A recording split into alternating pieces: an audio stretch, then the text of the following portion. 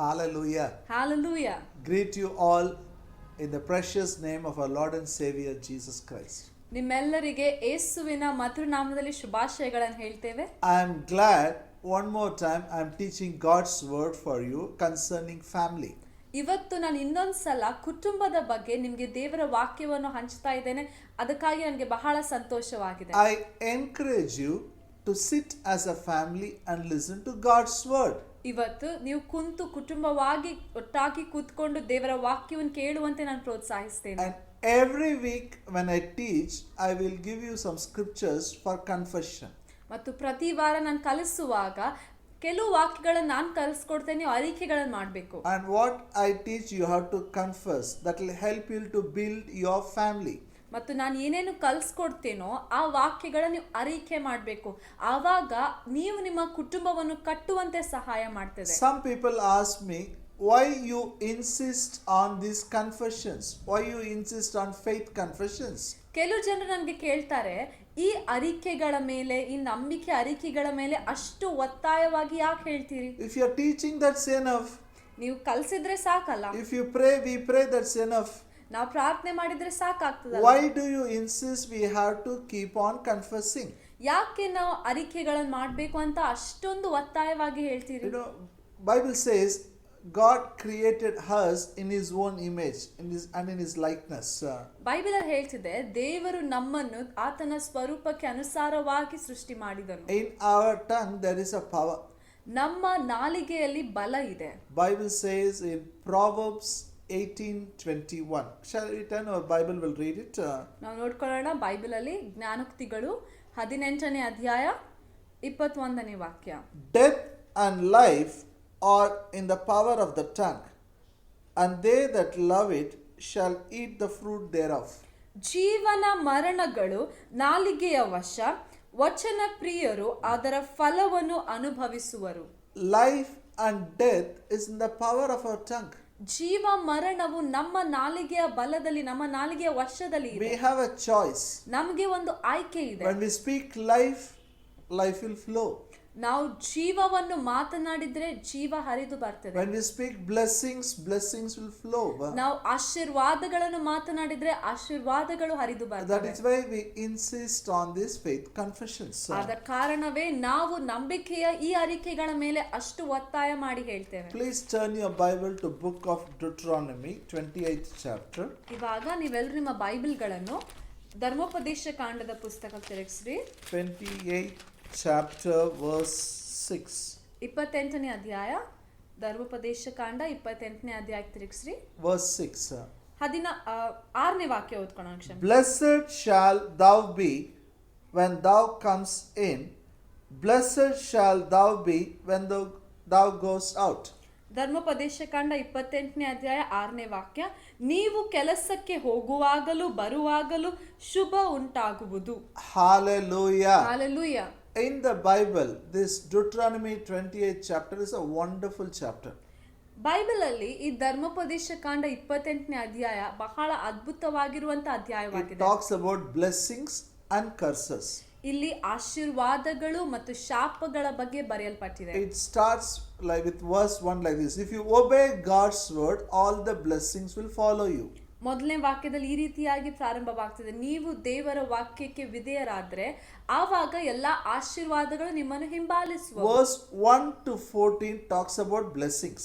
ಮೊದಲನೇ ವಾಕ್ಯದಿಂದ 14ನೇ ವಾಕ್ಯದವರೆಗೆ ಎಲ್ಲಾ ಆಶೀರ್ವಾದಗಳ ಬಗ್ಗೆ ಬರೆಯಲ್ಪಟ್ಟಿವೆ. And verse 15 to 68 talks about the curses which comes in our life when we don't obey the God's word. 15ನೇ ವಾಕ್ಯದಿಂದ 68ನೇ ವಾಕ್ಯದವರೆಗೆ ನಾವು ದೇವರ ವಾಕ್ಯಕ್ಕೆ ವಿಧೇಯರಾಗಲಿಲ್ಲ ಅಂದ್ರೆ ಬರುವಂತ ಎಲ್ಲಾ ಶಾಪಗಳ ಬಗ್ಗೆ ಮಾತಾಡ್ತದೆ. What is blessing? ಆಶೀರ್ವಾದ ಅಂದ್ರೆ ಏನು? Blessing is empowerment to have success.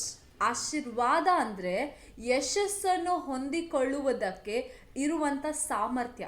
What is curse then? ಶಾಪ ಅಂದ್ರೆ ಏನು? Curse is power to fail works. ಶಾಪ ಅಂದ್ರೆ ನಿಮ್ಮಲ್ಲಿ ಸೋಲುವಂತ ಶಕ್ತಿ ಕಾರ್ಯ ಮಾಡ್ತದೆ. It talks about prosperity, health, family. So many things are there in Deuteronomy 28th chapter. ಧರ್ಮೋಪದೇಶ ಕಾಂಡ 28ನೇ ಅಧ್ಯಾಯದಲ್ಲಿ ಎಷ್ಟೊಂದು ಸಂಗತಿಗಳು ಬರೆಯಲ್ಪಟ್ಟಿದೆ. ಅಲ್ಲಿ ಅಭಿವೃದ್ಧಿಯ ಬಗ್ಗೆ ಮತ್ತು ನಂಬಿಕೆಯ ಬಗ್ಗೆ. Verse 19 says like this. 19ನೇ ವಾಕ್ಯ ಈ ರೀತಿಯಾಗಿ ಹೇಳ್ತಿದೆ. Cursed shall thou be when thou comest in, cursed shall thou be when thou goes out. ನೀವು ಕೆಲಸಕ್ಕೆ ಹೋಗುವಾಗಲೂ ಬರುವಾಗಲೂ ಅಶುಭ ಉಂಟಾಗುವುದು. Hallelujah means power to fail will work when you go out. Power to fail will work when you come in. ಇದರ ಅರ್ಥ ಏನಂದ್ರೆ, ನೀವು ಹೊರಗಡೆ ಹೋಗುವಾಗ ನಿಮ್ಮಲ್ಲಿ ಸೋಲುವಂತ ಶಕ್ತಿ ಕೆಲಸ ಮಾಡ್ತಿದೆ, ಒಳಗಡೆ ಬರುವಾಗ ಸೋಲುವಂತ ಶಕ್ತಿ ಕೆಲಸ ಮಾಡ್ತಿದೆ. Wherever you go you will fail. ನೀವು ಎಲ್ಲೆಲ್ಲಿ ಹೋಗ್ತೀರಾ ಅಲ್ಲಿ ಸೋತು In ಹೋಗ್ತೀರಾ. school you will be a failure. ಶಾಲೆಗೆ ಹೋದ್ರೆ ಸೋತು ಹೋಗ್ತೀರಾ. College you will be a failure. ಮತ್ತೆ ಕಾಲೇಜ್ಗೆ ಹೋದ್ರೆ ಅಲ್ಲೂ ಕೂಡ ಸೋಲಾಗಿರ್ತೀರಾ. Business you will be a failure. ನಿಮ್ಮ ವ್ಯಾಪಾರದಲ್ಲಿ ಬಿಸ್ನೆಸ್ ಅಲ್ಲಿ ಕೂಡ ಸೋತು ಹೋಗ್ತೀರಾ. Failure outside. ಹೊರಗಡೆ ಸೋಲು. When you come home ಒಳಗಡೆ ಮನೆಗೆ ಬಂದಾಗ you will be a failure. ಒಳಗೂ ಕೂಡ ಸೋತು ಹೋಗ್ತೀರಾ. Wife will not listen to you. ಹೆಂಡತಿ ನಿಮ್ ಮಾತು ಕೇಳಲ್ಲ. Children will not obey you.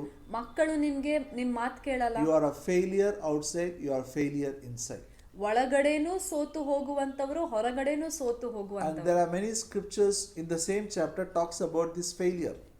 ಮತ್ತು ಇದೇ ಅಧ್ಯಾಯದಲ್ಲಿ ಸೋಲಿನ ಬಗ್ಗೆ ಎಷ್ಟೊಂದು ವಾಕ್ಯಗಳು ಬರೆಯಲ್ಪಟ್ಟಿವೆ. Verse 30. ನಾವು 30ನೇ ವಾಕ್ಯ ನೋಡ್ಕೊಳ್ಳೋಣ. Thou shalt betroth a wife, and another man shall lie with her. Thou shalt build an house, and thou shalt not dwell therein. Thou shalt plant a vineyard, and shall not gather the grapes thereof.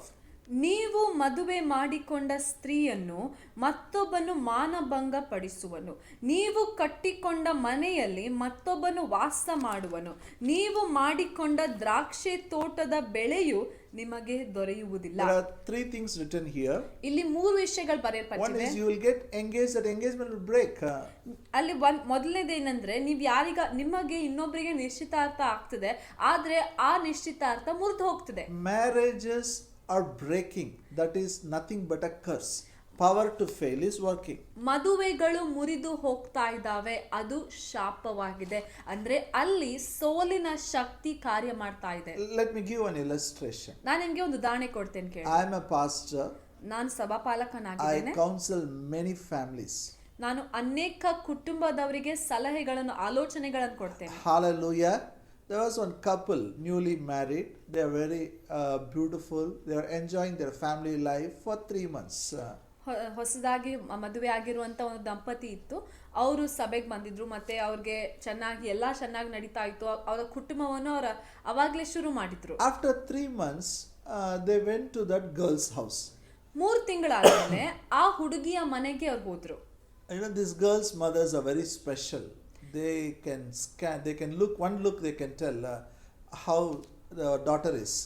ಮತ್ತು ಈ ಹುಡುಗಿಯ ತಾಯಂದಿರಿರ್ತಾರಲ್ಲ, ಒಂದು ನೋಟದಿಂದಲೇ ಒಂದ್ಸಲ ದೃಷ್ಟಿ ಹಾಕಿದ್ರೇನೆ ಸಾಕು, ಹುಡುಗಿ ನಮ್ಮ ಹುಡುಗಿ ಹೇಗಿದ್ದಾಳೆ ಅಂತ ಎಲ್ಲ ಗೊತ್ತಾಗ್ತದೆ. The moment they came home, she's asked, that mother asked her daughter, what happened, are you fine?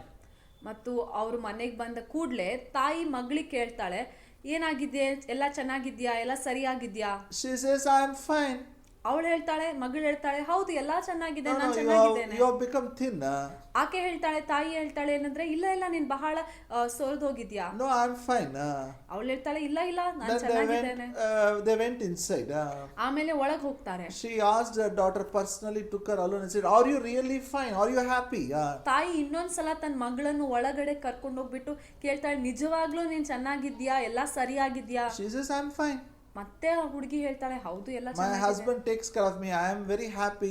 ಅವಳು ಹೇಳ್ತಾಳೆ, ನನ್ ಗಂಡ ನಂಗೆ ಚೆನ್ನಾಗಿ ನೋಡ್ಕೊಳ್ತಾ ಇದ್ದಾನೆ, ನಾನು ಬಹಳ ಸಂತೋಷವಾಗಿದ್ದೇನೆ. No, don't tell lies. ತಾಯಿ ಹೇಳ್ತಾಳೆ, ಇಲ್ಲ ಸುಳ್ಳು ಹೇಳ್ಬೇಡ, I am your mother. ನಾನಿನ್ ತಾಯಿ ಆಗಿದ್ದೇನೆ, I know. ನನ್ ಗೊತ್ತು. See, you have become thin, your blouse is loose. ನೀನ್ ಸ್ವಲ್ಪ ಸೋರ್ದೋಗಿದ್ಯಾ, ನಿನ್ ಬ್ಲೌಸ್ ಸ್ವಲ್ಪ ಲೂಸ್ ಆಗಿದೆ. Hallelujah. Then they came out. ಆಮೇಲೆ ಹೊರಗಡೆ ಬಂದಾಗ one word she told that boy. ಆ ತಾಯಿ ಆ ತಾಯಿಗ ಆಕೆಯ ಅಳಿಯನಿಗೆ ಒಂದು ಮಾತು ಹೇಳ್ತಾಳೆ, take care of my daughter. ನನ್ ಮಗಳಿಗೆ ಸರಿಯಾಗಿ ನೋಡ್ಕೊ. Now this man got angry. ಇವಾಗ ಗಂಡನಿಗೆ ಅಲ್ಲಿ ತುಂಬಾ ಸಿಟ್ಟು ಬರ್ತದೆ. What my wife told her mother. ನನ್ನ ಹೆಂಡತಿ ಆಕೆ ಅಮ್ಮನ್ಗೆ ಏನ್ ಹೇಳಿದ್ಲೋ ಏನೋ. In front of me she says she's fine, but inside what she told. ನನ್ ಮುಂದಂತೂ ಎಲ್ಲಾ ಚೆನ್ನಾಗಿದೆ ಅಂತ ಹೇಳಿರ್ಬೇಕು, ಆದ್ರೆ ಒಳಗ್ ಹೋದ್ಮೇಲೆ ಏನೋ ಅಂದ್ಲು. Maybe that's why that lady is telling me take care of her. ಅದಕ್ಕಾಗಿಯೇ ಅವಳ ತಾಯಿ ನನ್ಗೆ ಹೇಳ್ತಾ ಇದ್ದಾಳೆ ಚೆನ್ನಾಗಿ ನೋಡ್ಕೊ ನನ್ ಮಗಳಿಗೆ. When they were going back, he asked her, what did you tell your mother? ಅವ್ರು ತಿರುಗಿ ಅವ್ರ ಮನೆಗೆ ಹೋಗುವಾಗ ಇನ್ನೊಂದ್ಸಲ ಕೇಳ್ತಾನೆ, ನಿನ್ ತಾಯಿಗೆ ನೀನ್ ಏನ್ ಹೇಳ್ದಿ? I said I'm fine. ಆಕೆ ಹೇಳ್ತಾಳೆ, ಇಲ್ಲ ನಾನ್ ಚೆನ್ನಾಗಿದ್ದೀನಿ, ಎಲ್ಲ I ಸರಿಯಾಗಿದೆ said ಅಂತ I'm happy. ಅವಳು ಹೇಳ್ತಾಳೆ, ಎಲ್ಲ ನಾನು ಸಂತೋಷವಾಗಿದ್ದೀನಿ ಅಂತ If you ಹೇಳಿದೆ. say you are fine, you are happy, then why your mother told me to take care of you? ಆಮೇಲೆ ಆತನ ಕೇಳ್ತಾನೆ ಏನಂದ್ರೆ, ನೀನ್ ಚೆನ್ನಾಗಿದ್ದಿ ಸರಿಯಾಗಿದೆ ಅಂತ ಹೇಳಿದ್ರೆ, ಸಂತೋಷವಾಗಿದ್ದೇನೆ ಅಂತ ಹೇಳಿದ್ರೆ, ಮತ್ತೆ ನನ್ಗೆ ಯಾಕೆ ಹೇಳ್ತಾಳೆ ನನ್ನ ಮಗಳಿಗೆ ನೋಡ್ಕೊ The ಅಂತ. rift started there. ಅಲ್ಲೇ ಒಂದು ಸ್ವಲ್ಪ ಜಗಳ ಶುರುವಾಯ್ತು. Now who is the cause? ಇಲ್ಲಿ ಹೇಳ್ರಿ, ಕಾರಣ ಯಾರು? Not husband, not wife, not mother-in-law. ಗಂಡ, ಹೆಂಡತಿ ಮತ್ತು ಅತ್ತೆ ಇದಕ್ಕಾಗಿ ಕಾರಣರಲ್ಲ. Power to fail works. ಅವರ ನಡುವೆ ಸೋಲಿನ ಶಕ್ತಿ ಕಾರ್ಯ As ಮಾಡ್ತಾ a God's children, you should learn how to resist this failure working in our families. ನಾವು ದೇವರ ಮಕ್ಕಳಾಗಿರುವಾಗ ನಾವು ಈ ರೀತಿಯಾಗಿ ಈ ಸೋಲಿನ ಶಕ್ತಿ ನಮ್ಮಲ್ಲಿ ಕಾರ್ಯ ಮಾಡದ ಹಾಗೆ ಹೇಗೆ ಅಂತ ಕಲ್ತ್ಕೊಳ್ಬೇಕು. We should learn how to take care of our children. ನಮ್ಮ ಮಕ್ಕಳನ್ನ ಹೇಗೆ ನೋಡ್ಕೊಳ್ಬೇಕು ಅಂತ ನಾವು ಕಲ್ತ್ಕೊಳ್ಬೇಕು. That is a God-given responsibility for us. ಅದು ದೇವರು ತಾನೇ ಕೊಟ್ಟಿರುವಂತ ಒಂದು ಜವಾಬ್ದಾರಿ ಆಗಿದೆ. And verse 32 it says, 32ನೇ ವಾಕ್ಯದಲ್ಲಿ ಹೇಳ್ತಿದೆ, thy sons and thy daughters shall be given to another people, and then I shall look, fail with longing for them all the day long. There shall be no might in thine hand. ನಿಮ್ಮ ಗಂಡು ಹೆಣ್ಣು ಮಕ್ಕಳನ್ನು ನಿಮ್ಮ ಮುಂದೆಯೇ ಹಿಡಿದು ಅನ್ಯರಿಗೆ ವಶಪಡಿಸುವರು. ನೀವು ಹಗಲೆಲ್ಲ ಅವರನ್ನು ಕಾಣಬೇಕೆಂದು ಹಂಬಲಿಸುತ್ತಾ ಕಂಗೆಡುವಿರಿ, ಆದರೆ ನಿಮ್ಮ ಯತ್ನವೇನು ಸಾಗುವುದಿಲ್ಲ. It says, there is one more version, simple says, there will be no power in your hand to control your children. ಮತ್ತು ಈ ವಾಕ್ಯಕ್ಕೆ ಒಂದು ಸುಲಭವಾಗಿರುವ ತರ್ಜುಮೆಯಲ್ಲಿ ಹೀಗೆ ಹೇಳ್ತಿದೆ ಏನಂದ್ರೆ, ನಿಮ್ ಕೈಯಲ್ಲಿ ನಿಮ್ ಮಕ್ಕಳಿನ ಮೇಲೆ ನಿಯಂತ್ರಿಸುವುದಕ್ಕೆ ನಿಯಂತ್ರಣ ಇಟ್ಕೊಳ್ಳೋದಕ್ಕೆ ಶಕ್ತಿನೇ ಇರಲ್ಲ. Somebody will take them. You want to see them, you can't see them. ನಿಮ್ ಮಕ್ಕಳನ್ನ ಯಾರೋ ಕರ್ಕೊಂಡು ಹೋಗ್ತಾರೆ, ನಿಮ್ ಮಕ್ಕಳನ್ನ ನೋಡ್ಬೇಕಂತ ಬಯಸ್ತೀರಾ, ಆದ್ರೆ ಆಗಲ್ಲ. There's one more scripture says very clearly. ಇನ್ನೊಂದು ವಾಕ್ಯ ಇದೆ, Verse 41. 41ನೇ ವಾಕ್ಯ, Thou shalt beget sons and daughters, but thou shalt not enjoy them, for they shall go into captivity. 41ನೇ ವಾಕ್ಯ, ನಿಮಗೆ ಗಂಡು ಹೆಣ್ಣು ಮಕ್ಕಳು ಎಷ್ಟು ಹುಟ್ಟಿದರೂ ಅವರು ಸೆರೆಯವರಾಗಿ ಒಯ್ಯಲ್ಪಡುವುದರಿಂದ ನಿಮ್ಮ ಬಳಿಯಲ್ಲಿ ಇರುವುದಿಲ್ಲ. Hallelujah. It is a curse. ಇದು ಒಂದು ಶಾಪ. You will have a children, you won't enjoy them. They will not be with you. ನಿಮಗೆ ಮಕ್ಕಳು ಇರ್ತಾರೆ, ಆದ್ರೆ ನೀವು ಅವರನ್ನು ಆನಂದ ಪಡುವುದಿಲ್ಲ, ಅವ್ರು ನಿಮ್ ಜೊತೆಯಲ್ಲಿ ಇರಲ್ಲ. They will go into captivity. ಅವರು ಒಯ್ಯಲ್ಪಡ್ತಾರೆ, ಬಂಧನದಲ್ಲಿ They ಹೋಗ್ತಾರೆ, will get into all bad habits. ಅವರು ಕೆಟ್ಟ ಅಭ್ಯಾಸಗಳಲ್ಲಿ ಬೀಳ್ತಾರೆ. Hallelujah. I am a pastor. I also travel. I teach God's word. I preach the gospel. ನಾನು ಸಭಾಪಾಲಕನಾಗಿರೋದಲ್ಲದೆ ನಾನು ಬೇರೆ ಬೇರೆ ಸ್ಥಳಗಳಿಗೆ ಹೋಗಿ ಪ್ರಯಾಣ ಮಾಡ್ತೇನೆ, ಕೂಟದಲ್ಲಿ ಸಾರ್ತೇನೆ, ಸುವಾರ್ತೆ ಸಾರ್ತೇನೆ. There is a one prayer request I get in every place. Parents come and say, pray for my son, pray for my daughter. ಮತ್ತು ನಾನು ಎಲ್ಲೆಲ್ಲಿ ಹೋಗ್ತೇನೋ ಎಲ್ಲಾ ಕಡೆ ಒಂದು ಪ್ರಾರ್ಥನೆ ವಿಜ್ಞಾಪನೆ ನನಗೆ ಸಿಗ್ತದೆ ಏನಂದ್ರೆ, ನನ್ನ ಮಗನಿಗಾಗಿ ಪ್ರಾರ್ಥನೆ ಮಾಡ್ರಿ, ಮಗಳಿಗಾಗಿ ಪ್ರಾರ್ಥನೆ ಮಾಡ್ರಿ. Parents are worried about their children more than about themselves. ತಂದೆ ತಾಯಂದಿರಿಗೆ ತಮ್ಗಿಂತ ಜಾಸ್ತಿ ತಮ್ಮ ಮಕ್ಕಳ ಬಗ್ಗೆನೇ ಚಿಂತೆ ಇದೆ. Some people say my daughter doesn't listen to me, even I can't tell her how to dress. ಕೆಲವು ಜನರು ಹೇಳ್ತಾರೆ, ನನ್ನ ಮಗಳು ನನ್ನ ಮಾತೇ ಕೇಳ್ತಾ ಇಲ್ಲ, ಆಕೆಗೆ ಏನ್ ಬಟ್ಟೆ ಹಾಕೊಳ್ಬೇಕು ಅಂತ ಕೂಡ ನಾನು ಹೇಳಕ್ My son has all these bad friends, bad elements as a friends, so he goes and drinks. ಮತ್ತು ಕೆಲವೊಬ್ರು ಹೇಳ್ತಾರೆ, ನನ್ನ ಮಗನಿಗೆ ಕೆಟ್ಟ ಕೆಟ್ಟ ಸ್ನೇಹಿತರಿದ್ದಾರೆ, ಕೆಟ್ಟ ಕೆಟ್ಟ ಅಭ್ಯಾಸಗಳಲ್ಲಿದ್ದಾನೆ, ಆತನ ಹೋಗಿ ಕುಡಿತಾನೆ. Now listen to me. ಈ ಕಡೆ ಕೇಳ್ರಿ. The reason is power to fail works. ಕಾರಣ ಏನಂದ್ರೆ ಅಲ್ಲಿ ಸೋಲುವಂತ ಶಕ್ತಿ ಕಾರ್ಯ ಮಾಡ್ತಿದೆ. Hallelujah. Hallelujah. Now listen to me. ಇವಾಗ ಈ ಕಡೆ ಕೇಳ್ರಿ. If we obey God's word, there is a blessing. ನಾವು ದೇವರ ವಾಕ್ಯಕ್ಕೆ ವಿಧೇಯರಾದ್ರೆ ಆಶೀರ್ವಾದಗಳಿವೆ. If you don't obey, curse. ವಿಧೇಯರಾಗ್ಲಿಲ್ಲ ಅಂದ್ರೆ ಶಾಪಗಳು. That is Deuteronomy 28th chapter. ಅದು ಧರ್ಮೋಪದೇಶ ಕಾಂಡ 28ನೇ ಅಧ್ಯಾಯದ ಪ್ರಕಾರ. But I have a good news for you. ಆದ್ರೆ ನಿಮಗಾಗಿ ಒಂದು ಒಳ್ಳೆ ಸುದ್ದಿ ಇದೆ. And good news is there in the New Testament. ಮತ್ತು ಆ ಒಳ್ಳೆ ಸುದ್ದಿ ಹೊಸ ಒಡಂಬಡಿಕೆಯಲ್ಲಿದೆ. Jesus Christ has done something for your blessings. ಯೇಸು ಕ್ರಿಸ್ತನು ನಿಮ್ಮ ಆಶೀರ್ವಾದಗಳಿಗಾಗಿ ಏನೋ ಒಂದು ಮಾಡಿದನು. Please turn your Bible to book of Galatians 3rd chapter verse 13 and 14. ನಿಮ್ಮ ಬೈಬಲ್ಗಳನ್ನು ಗಲಾತ್ಯದವರಿಗೆ ಬರೆದ ಪತ್ರಿಕೆಗೆ ತಿರುಗಿಸಿ 3ನೇ ಅಧ್ಯಾಯ 13 and 14. 13 ಮತ್ತು 14ನೇ This is ವಾಕ್ಯ. an epistle written by Apostle Paul to the Galatians. ಈ ಒಂದು ಪತ್ರವನ್ನು ಅಪೊಸ್ತಲನಾದ ಪೌಲನು ಗಲಾತ್ಯದವರ ಸಭೆಗೆ ಬರೆದನು. Verse 13 it says, Christ has redeemed us from the curse of the law, being made a curse for us, for it is written, Cursed is everyone that hangeth on a tree, that the blessing of Abraham might come on the Gentiles through Jesus Christ, that we might receive the promise of the Spirit through faith. ನಾನು ಗಲಾತ್ಯದವರಿಗೆ 3ನೇ ಅಧ್ಯಾಯ 13-14ನೇ ವಾಕ್ಯ ಓದ್ತೇನೆ. ಅಬ್ರಹಾಮನಿಗೆ ಉಂಟಾದ ಆಶೀರ್ವಾದವು ಕ್ರಿಸ್ತ ಯೇಸುವಿನಲ್ಲಿ ಅನ್ಯ ಜನರಿಗೆ ಉಂಟಾಗುವಂತೆಯೂ ದೇವರು ವಾಗ್ದಾನ ಮಾಡಿದ ಆತ್ಮನು ನಮಗೆ ನಂಬಿಕೆಯ ಮೂಲಕ ದೊರಕುವಂತೆಯೂ ಕ್ರಿಸ್ತನು ನಮ್ಮ ನಿಮಿತ್ತ ಶಾಪವಾಗಿ ಧರ್ಮಶಾಸ್ತ್ರದಲ್ಲಿ ಹೇಳಿರುವ ಶಾಪದೊಳಗಿಂದ ನಮ್ಮನ್ನು ಬಿಡಿಸಿದ್ದನು. ಮರಕ್ಕೆ ತೂಗು ಹಾಕಲ್ಪಟ್ಟ ಪ್ರತಿಯೊಬ್ಬನು ಶಾಪಗ್ರಸ್ತನು ಎಂದು ಶಾಸ್ತ್ರದಲ್ಲಿ ಬರೆದದೇ ಅಲ್ಲ. For blessings God has given a name. ಆಶೀರ್ವಾದಗಳಿಗಾಗಿ ದೇವರು ಒಂದು ಹೆಸರು ಕೊಟ್ಟನು. Our blessings are called as blessings of Abraham. ನಮ್ಮ ಆಶೀರ್ವಾದಗಳು ಅಬ್ರಹಾಮನ ಆಶೀರ್ವಾದಗಳು ಅಂತ ಕರೆಯಲ್ಪಟ್ಟಿವೆ. How we are going to have it? ಅಬ್ರಹಾಮನ ಆಶೀರ್ವಾದಗಳನ್ನು ಹೇಗೆ ಹೊಂದ್ಕೊಳ್ತೇವೆ? Christ has redeemed us from the curse of the law. ಕ್ರಿಸ್ತನು ನಮ್ಮನ್ನು ಧರ್ಮಶಾಸ್ತ್ರದ ಶಾಪದೊಳಗಿಂದ ಬಿಡಿಸಿದ್ದಾನೆ. The curse of the law list is there in Deuteronomy 28th chapter from verse 15 to 68. ಧರ್ಮಶಾಸ್ತ್ರದ ಶಾಪಗಳ ಆ ಒಂದು ಪಟ್ಟಿ ಅದು ಧರ್ಮೋಪದೇಶ ಕಾಂಡ 28ನೇ ಅಧ್ಯಾಯ 15ನೇ ವಾಕ್ಯದಿಂದ 68ನೇ If ವಾಕ್ಯದವರೆಗೆ. you don't obey, all the curses will come. ನೀವು ದೇವರ ವಾಕ್ಯಗಳಿಗೆ ವಿಧೇಯರಾಗ್ಲಿಲ್ಲ ಅಂದ್ರೆ ಶಾಪಗಳು ಬರ್ತವೆ. But in the New Testament, ಆದ್ರೆ ಹೊಸ ಒಡಂಬಡಿಕೆಯಲ್ಲಿ it is not your obedience. ನಿಮ್ಮ ವಿಧೇಯತೆ ಅಲ್ಲ. Christ has redeemed you from the curse of the law. ಕ್ರಿಸ್ತನು ನಿಮ್ಮನ್ನು ಧರ್ಮಶಾಸ್ತ್ರದ ಎಲ್ಲಾ ಶಾಪದೊಳಗಿಂದ ಬಿಡಿಸಿದ್ದಾನೆ. Why? ಯಾಕೆ? How? ಹೇಗೆ? He took all the curses. He became a curse. ಆತನು ಎಲ್ಲಾ ಶಾಪಗಳು ತನ್ನ ಮೇಲೆ ತಗೊಂಡ. ಆತನು ನಮಗಾಗಿ ಶಾಪಗ್ರಸ್ತ. God made him a curse on the cross. ಶಿಲುಬೆಯ ಮೇಲೆ ದೇವರು ಯೇಸುವನ್ನು ಶಾಪಗ್ರಸ್ತನಾಗಿ ಮಾಡಿದ. Whatever is written in Deuteronomy 20th chapter, that curses will not come in your life.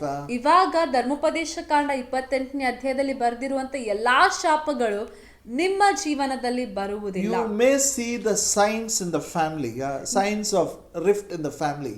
ಕುಟುಂಬದಲ್ಲಿ ಜಗಳ ಮತ್ತು ಒಂದು ಜಗಳ ಆಗಬಹುದು ಅನ್ನುವ ಸೂಚನೆಗಳು ಚಿಹ್ನೆಗಳು But you have to stand up and declare what Christ has done on the cross for your family.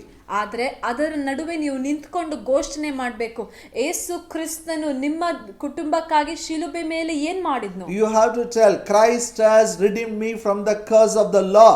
I am empowered to have a success when I go out. I am empowered to have a success when I come in. ನೀವು ಅಲ್ಲಿ ನಿಂತ್ಕೊಂಡು ಘೋಷಣೆ ಮಾಡಬೇಕು, ಕ್ರಿಸ್ತನು ನನ್ನನ್ನು ಧರ್ಮಶಾಸ್ತ್ರದ ಶಾಪದೊಳಗಿಂದ ಬಿಡಿಸಿದ ಕಾರಣ ನಾನು ಹೊರಗಡೆ ಹೋಗುವಾಗ ಯಶಸ್ಸನ್ನು ಹೊಂದ್ಕೊಳ್ಳೋದಕ್ಕಾಗಿ ಸಾಮರ್ಥ್ಯ ಹೊಂದಿದ್ದೇನೆ, ಒಳಗಡೆ ಬರುವಾಗ ಯಶಸ್ಸನ್ನು ಹೊಂದ್ಕೊಳ್ಳುವಂತ ಸಾಮರ್ಥ್ಯ ಹೊಂದ್ಕೊಂಡಿದ್ದೇನೆ. Tell in English after me. My Christ has redeemed me from the curse of the law. Today I am empowered to have success when I go out. I am empowered to have success when I come in. ನನ್ನಿಂದ ಹೇಳ್ರಿ, ನನ್ನ ಕ್ರಿಸ್ತನು ನನ್ನನ್ನು ಧರ್ಮಶಾಸ್ತ್ರದ ಎಲ್ಲ ಶಾಪದೊಳಗಿಂದ ಬಿಡಿಸಿದ್ದಾನೆ.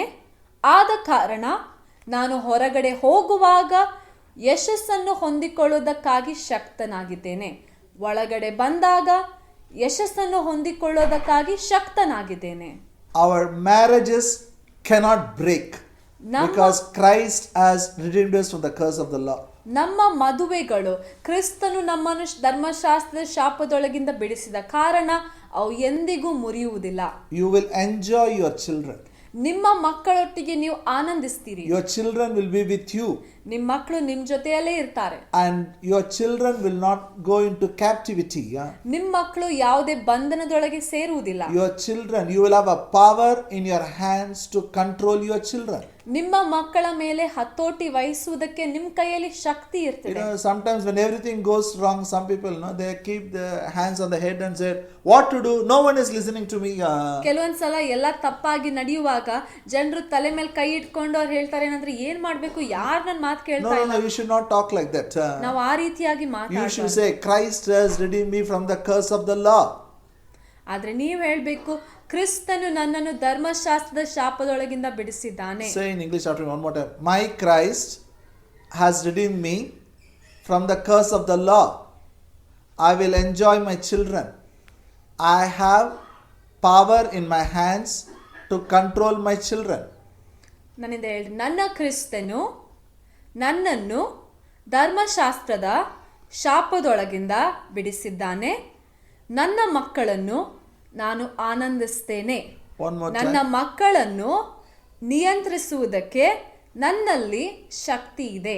One more time. My Christ has redeemed me from the curse of the law. My children will not get into bad habits.